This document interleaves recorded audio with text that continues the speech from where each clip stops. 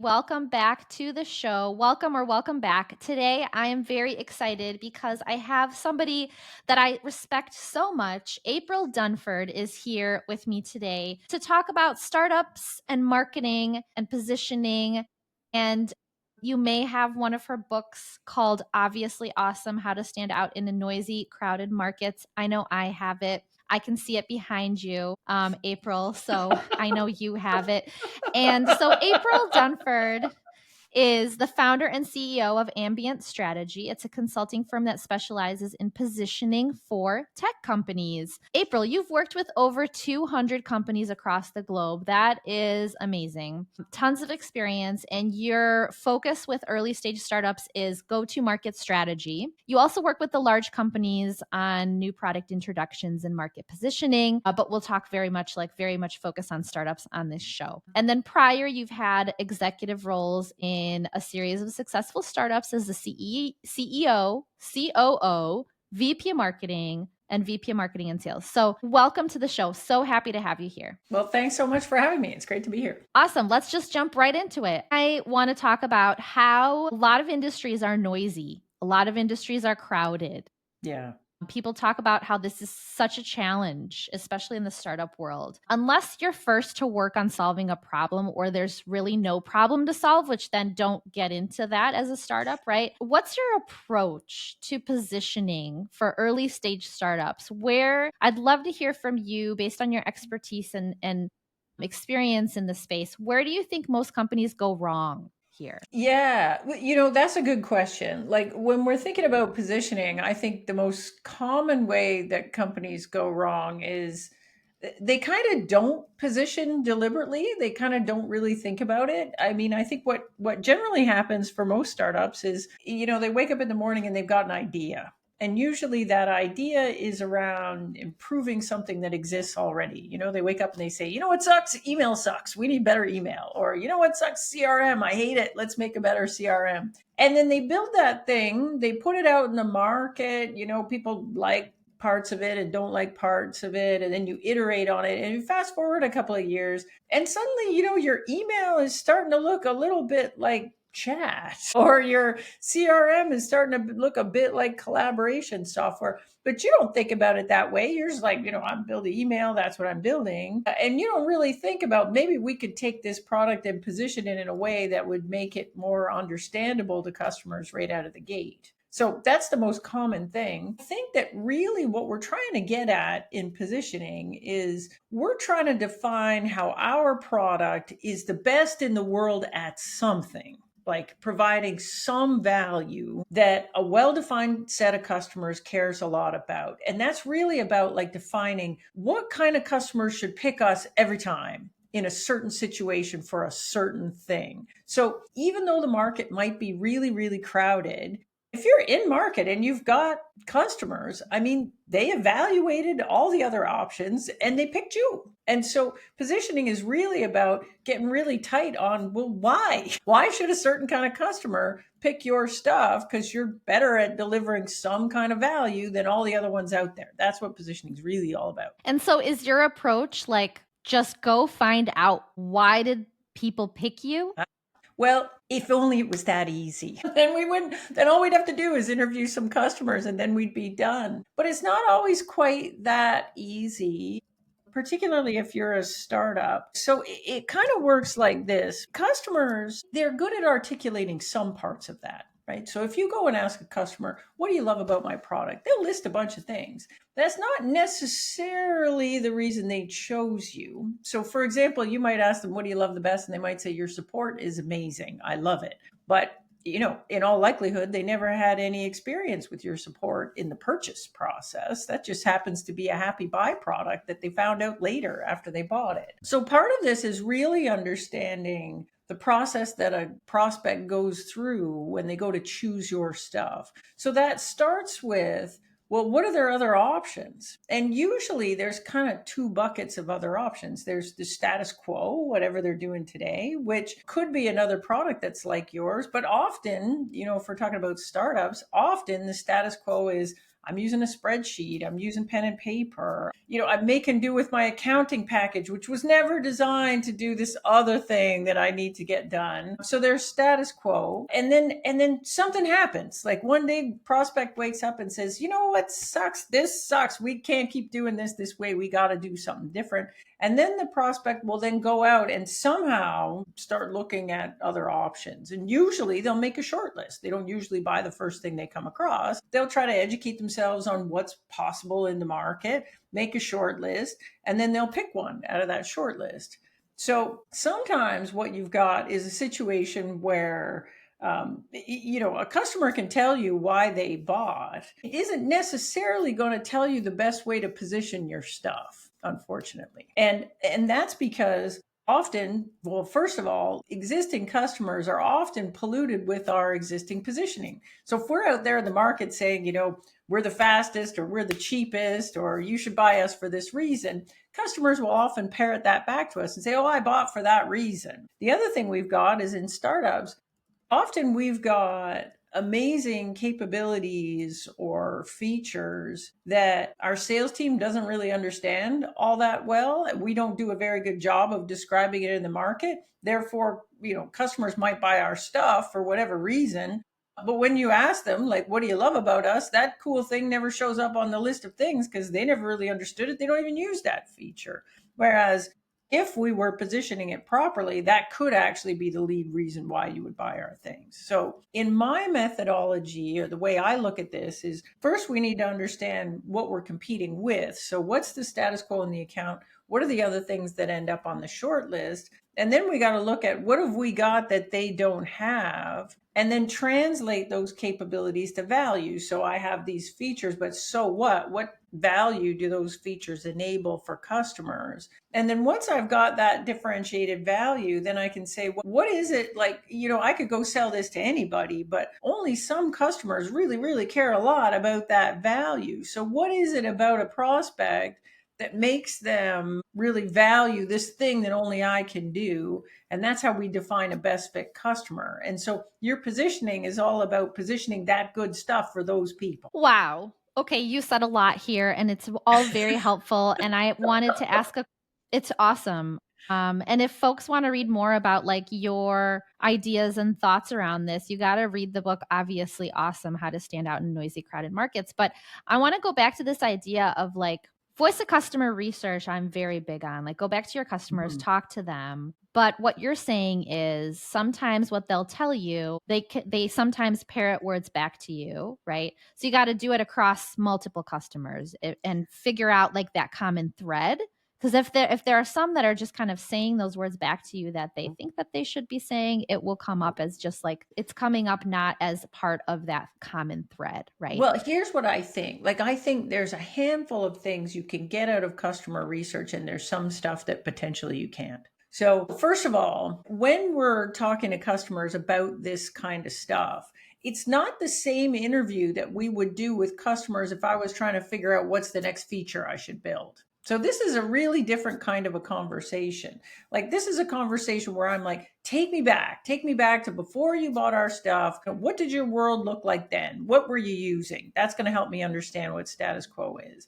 And then what was the trigger that made you decide you needed to do something else? I need to understand that because in my marketing, I need to be there when that trigger happens. And then you made a short list or you looked at other options. How did you do that? And who's on the short list? So that's going to help me understand what I need to position against. What the customers are not experts at is they are not deep experts on our product. They just aren't. They only know what they know. So even though they're using our product and they can tell you what things that they use they really love, they don't understand the full breadth of capabilities of our product. They don't understand deeply what's possible with our product. Like, unless they're superpower users and they figured that out on their own, generally, if you position a product for doing a particular thing, that's exactly what they're going to use it for. And so it's going to be a special kind of customer that comes to you and says, "Oh, no, we don't do that. We do this completely other thing." And you're lucky when that stuff happens, but you can't always rely on luck. So the other thing that customers don't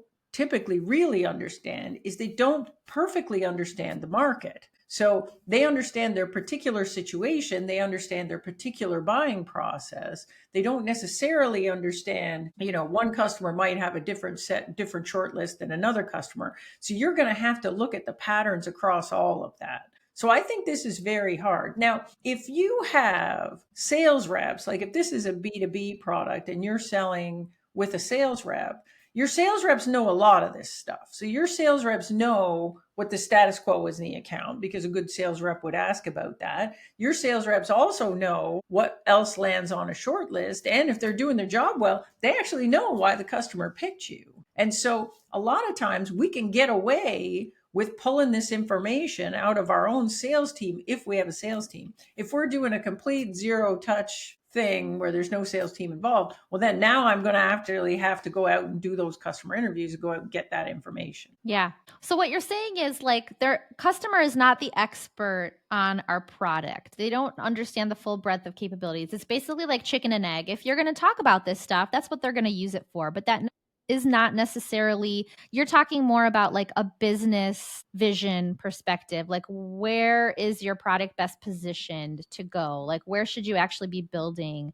and then figuring out the positioning? And it can't come from customers. It has to come from also like the market and studying the market and being strategic and thinking through it Yeah, that like way. Yeah. we often have, it's not unusual for technology products to have features and capabilities that customers will not use and will not understand if we don't explain the value to them first. And so it's our job to translate our product's capabilities into value for customers. It shouldn't be up to them to do that. Now, often, they can figure that out if they've left to their own devices. But if you've got something that's really innovative and really new and kind of whatever, like we can't rely on customers to figure out the value of our stuff without us giving them some kind of hints. Got it. Interesting. Okay. So a lot of the work that I do talk to customers and I figure out like who are these people? What are their goals in their work? What are their challenges? Like who are these people really? And why do they even care that this company exists? Right? How does it tie Mhm. into the work that they do on a day-to-day basis? And one of the questions I ask is like what's the value? And so what you're saying is like be careful because they might not necessarily be giving you the truth or thought through or come up with I something think random. they will give you the truth. It'll be their truth, right? Yeah. Whatever value they're experiencing now. But I don't know if that's like the thing that you don't know is you don't know if that's sufficient. Like this is the thing that really bugs me about customer research. Like people often go into customer research with this idea that we know nothing about our own product, which is insane product. And that, that customers are somehow going to discover some value in our product that we had no idea existed there. Like occasionally that does happen, but it's more common that it's the other way around, that we have a capability that we believe is valuable. Customers don't get it. And therefore, when we ask them, they're like, nope, that's not valuable to me. Then I didn't even try it. Didn't even look at it. Don't get it. Don't know what it is. Don't know why I would use it. And Interesting. just because a customer tells you that doesn't mean it's not valuable. Like what it could mean is that, we've not found the way to unlock that value for customers and explain it to customers or put it in a context for customers or just, actually get them to use it so that they can experience the value so that they can, oh, this, yeah, that's great. I love that. And so one of the things that you mentioned also is like the take me back before you bought our stuff. The status quo. You were in that status quo. What was the trigger, right? Asking questions like that, and then in your marketing, use that. I like that because a lot of times we focus more on the customer. They're already a customer, the ones that love you so much, the value that they're getting. But if you Mhm. ask them to take you back before you bought the stuff and the trigger, like that's really Yeah. important too, right? Because Like then there's a thing that we need to be really conscious of in marketing, and particularly when we're doing customer research like this, is that there is, for most products, there is a difference between acquisition features and retention features. And if you're not specifically trying to tease out the difference between the two of those things, you'll get them all muddled together, and that's not good. So it's like the support question, right? If I just go in and say, what do you love about our stuff? What's the value you get our stuff? Whatever. Customers will tell you a bunch of stuff. that may not be the reason why they picked you over the competition at all, because they're customers now. Now they know a whole bunch more about your stuff than they did when they were in the purchase process. Great point. So things like customer service, training, a bunch of things like that it's not that those things aren't important. They absolutely are. And if we're a SaaS business, we need to renew every year. So we do care a lot about retention. Positioning is, if we're trying to get at positioning is most influential and most impactful when we're trying to acquire a new customer. And so that positioning has to be all about acquisition stuff, like things that people care about at the moment of truth when they're trying to decide, should I buy this thing, or this thing? And we got to have our positioning really focused on that. Yeah, I Once love we got that. them, we got all kinds of ways of teaching customers about other stuff we can do and things like that. There is a difference between acquisition features and retention features. I love this because customer service and how, like, when I talk to startup clients and I ask them, like, what's the benefit? What's the value that you bring? And then they're like, well, we are just like, they love our team. They We love love the it, and they support. just were so We're responsive, and we love so our that customers to comes up death every single, every single time. because that needs to be happening. That's like, what, you wouldn't exist if that wasn't happening.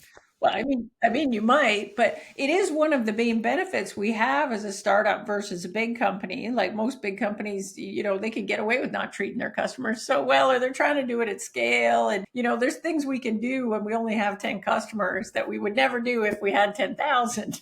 That's right. But it's But like not again, as meaningful. typically a customer doesn't get to experience your customer service in the purchase process. Now, sometimes they do, and sometimes customer service is a purchase criteria, particularly if the customer is coming off another product because the service is so bad. So if the customer tells you, okay, status quo was, I used this other thing. They don't even have support. It was driving me crazy. We decided to dump it and look for something that had good support. Well, then that's different. Then we Yeah, could put support in there. We could lead with support. That's an acquisition feature. But if that's not true, then most of the time, all of this, they love us because we love them, is baloney. Like they didn't get to experience the love until after they bought. I love it. It's baloney. All right, everybody. It's just baloney. So we talked at length on this one question, and I wanted to ask you more. And I know, like, I should have just figured that we would spend a lot of time here because it's But so it important. was It's, more than one question. well, no, it was one question.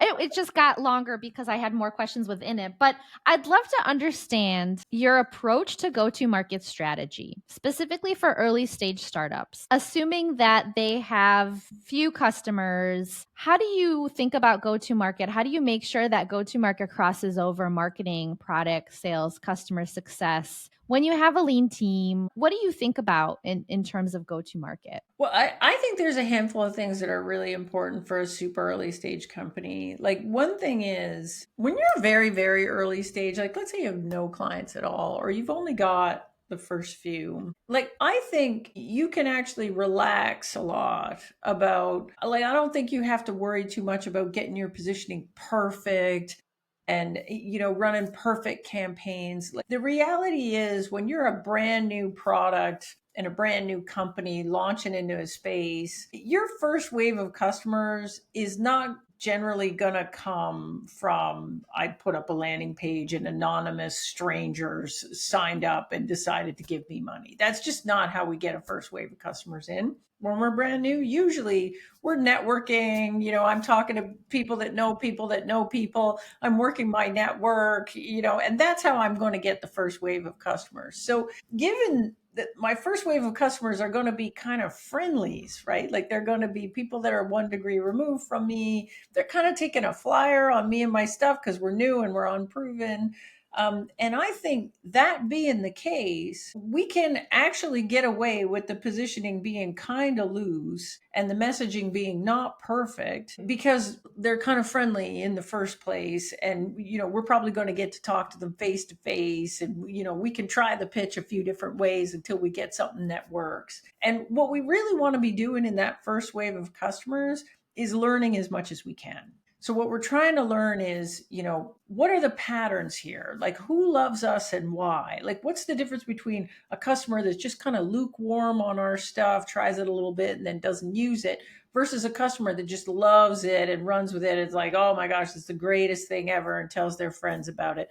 Like what are the differences? And so that first wave of customers is all about that. And once I start seeing the patterns in who loves my stuff and why, then I can actually get really tight on my positioning because I know what the comparables are. I know how I'm different. I'm starting to get a feel for the value I can deliver that the alternatives can't and what kind of customers love that. And now I can start tightening up my messaging and everything else around that. Then, only then, can I start thinking about go to market strategy because now I know who I'm trying to go after. And so now I can say, all right, well, what's the best way to get in front of those people? Until I understand that, it's kind of pointless to be there going, well, should we be running Facebook ads or should we be blogging? It's like, I don't know. It depends on who we're going after. Until we know that, we don't actually know the best way to build a plan for that.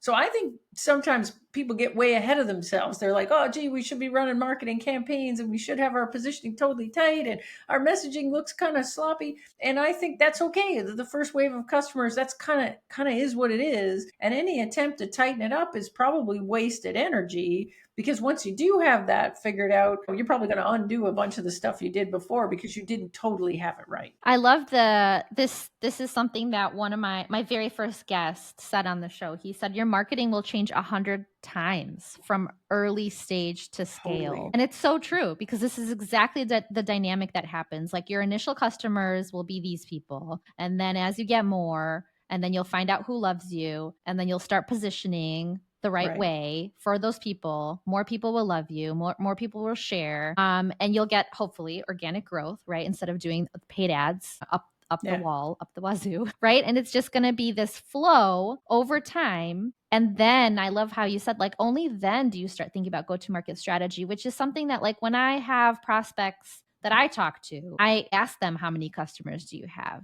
And like super fan customers. And who are they? Who's your target buyer? How do you know? Like, what do they love about you? What problem are you solving for them? They have to answer that with like confidence and conviction.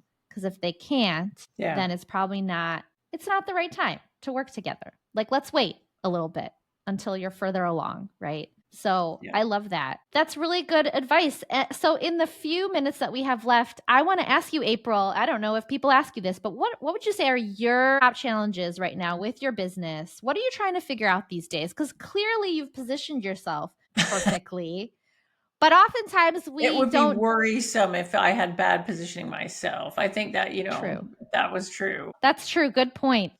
But sometimes we don't bring in into our own business what we're helping our clients with. But I digress. So, what would you say are your top challenges? What are you trying to figure out with your business these days? So yeah, I don't have a lot of challenges with the business right now. I've got to say things feel really smooth and firing on all cylinders. Like the biggest challenge I have right now is I've got an idea for another book that I want to write and I'm having a hard time carving out enough time to actually work on it. So I'm taking a bit of a break over the summer to focus on trying to hammer out some early ideas on a book idea I've got. Maybe it turns into a book, maybe it doesn't, but I need enough time to sit down to work on it to actually decide whether it deserves the book treatment or not. But this is kind of champagne problem if you're in consulting, like, oh, I got so much consulting work, I don't have enough time to do like little fun things that I want to do on the That's side. right. That's right. What's the book about? Or you can't tell us because it's. Well, no, I can tell you. So, in the work that I do with clients, I'm really focused on positioning. So, it's about working one on one with companies to get the company's executive team really in agreement and alignment around here's what we compete with, this is how we're different, this is the value we can deliver no one else can, these are the customers we're going after, this is the market we're going to win. But a key part of what we do in those workshops is we formulate the story that goes around with that. And the best way, in my opinion, to test positioning is to go out and pitch it to customers and see if it works. And so we build this story so that the company can go and then do the testing on the positioning. And when I started out doing this work, I just kind of considered that a sales function. Like I was like, salespeople know how to build a sales pitch. All we got to do is give them the inputs to the pitch, and then they can figure out how to build a pitch, or marketing and sales together can figure out how to build a pitch. And that's actually not true. So it turns out most companies that I work with don't have a structured way that they build a sales pitch. And so if we didn't do that piece together in the workshop, then it just wouldn't get done. Like marketing would be happy. They've got the positioning they need to go out and build messaging.